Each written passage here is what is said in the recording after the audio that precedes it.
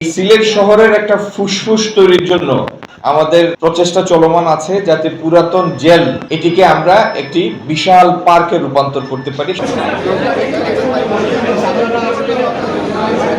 সিলেট শহরে হাঁটার জায়গা নেই।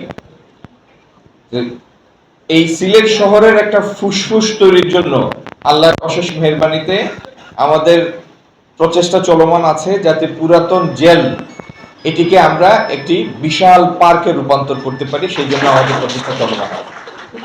এটি যদি হয় আল্লাহর মেহেরবানিতে, আমার বিশ্বাস সিলেট শহরের পরিবেশ, আমাদের এয়ার কোয়ালিটি একটা ড্রামাটিক পরিবর্তন আসবে, এটার মধ্যে নাটকীয় পরিবর্তন আসবে। এবং এখন তো হাঁটার কোনো জায়গা নাই। যারা ডায়াবেটিস রোগী অথবা সকালে যারা হাঁটতে পছন্দ করেন, তাদের জন্য কোনো হাঁটার জায়গা নেই।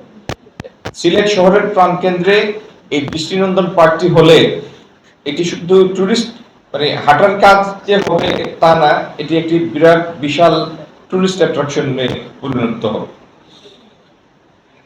আর আপনারা যারা এখানে বসে আছেন, তারা আসলে কেউ বক্তৃতা শোনার জন্য আসেন নাই।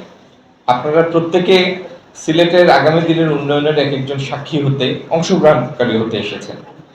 তো আপনারা চান আপনাদের দেয়ার দায়িত্ব যেন আপনাদের প্রত্যাশা মতো আমরা এগিয়ে নিয়ে যেতে পারি। দোয়া করবেন আল্লাহ যেন তৌফিক দেন আপনাদের সেই প্রত্যাশার হক যেন আমরা আদায় করতে পারি।